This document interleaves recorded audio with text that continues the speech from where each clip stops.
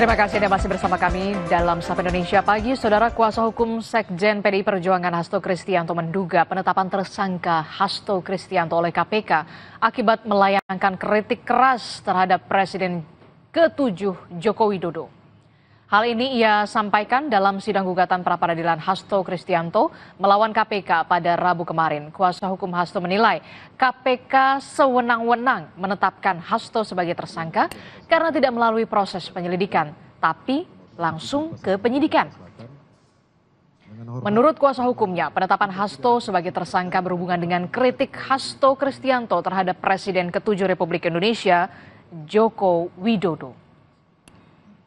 Sebelum kami sebagai tersangka oleh termohon patut diduga sebagai proses atas kritik keras pemohon dalam situasi yang ada dan sebaran spanduk yang menyerang ketua umum sebagai pemohon.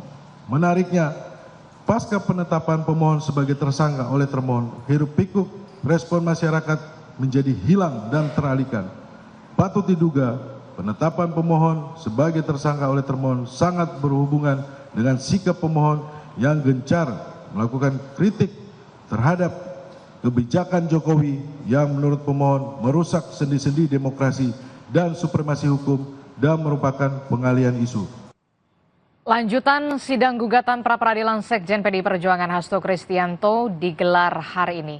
Seperti apa? Kita akan tanyakan langsung kepada jurnalis Kompas TV, sudah ada Malaika Kridaman dan juga juru kamera Denny Yosua di Pengadilan Negeri Jakarta Selatan. Selamat pagi Malaika. Malaika, jadi apa agenda sidang gugatan pra-peradilan terhadap Hasto hari ini? Apakah juga Hasto Kristianto dipastikan akan hadir hari ini? Malaika. Ya, Disti, kalau terkait dengan agenda dari sidang lanjutan status tersangka Sekjen PDI Perjuangan Hasto Kristianto, hari ini agendanya ada dua, termasuk dari pembacaan jawaban dari pihak termohon, yang ini adalah KPK, dilanjut dengan pembacaan ataupun penyampaian bukti-bukti oleh pihak kuasa hukum dari Hasto Kristianto yang di sini merupakan pemohon. Memang untuk sidang lanjutan hari ini sudah dijadwalkan akan dimulai pukul 11 siang waktu Indonesia Barat, dan kalau terkait dengan apakah Sekjen PDI Perjuangan Hasto Kristianto akan menghadiri persidangan, memang masih membutuhkan konfirmasi lanjutan. Namun yang jelas kalau berdasarkan KUHP pasal 82 ayat 1, memang untuk tersangka yang di sini adalah Hasto ini tidak memiliki kewajiban untuk menghadiri persidangan pra-peradilan secara langsung.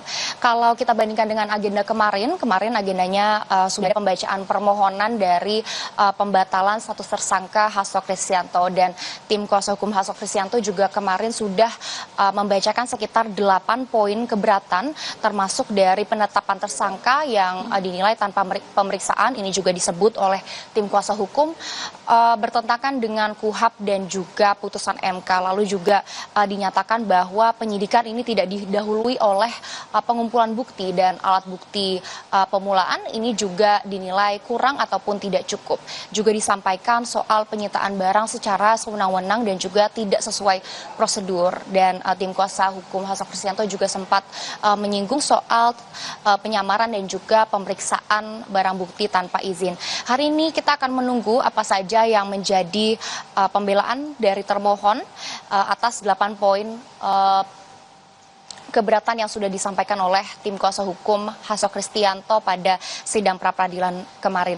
Yang menarik sebetulnya kalau terkait dengan sidang pra-peradilan ini, memang waktunya cukup singkat, Adisti dan juga saudara.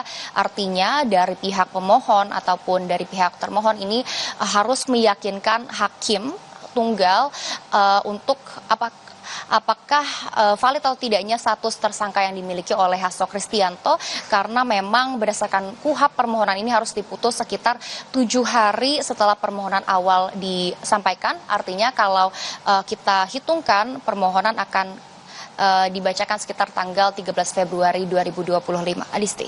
Oke, baik, kita nanti akan saksikan kembali lanjutan sidang gugatan pra-peradilan Hasto Kristianto terkait dengan penetapan tersangkanya di Pengadilan Negeri Jakarta Selatan. Terima kasih informasinya, jurnalis Kompas TV Malaika Kridaman dan juga juru kamera Denny Yosua melaporkan langsung dari Pengadilan Negeri Jakarta Selatan. Saudara Menteri Kesehatan Budi Gunadi Sadikin menyatakan pemerintah berencana untuk menyesuaikan iuran BPJS Kesehatan pada tahun 2026. Informasi lengkapnya akan hadir sesaat lagi.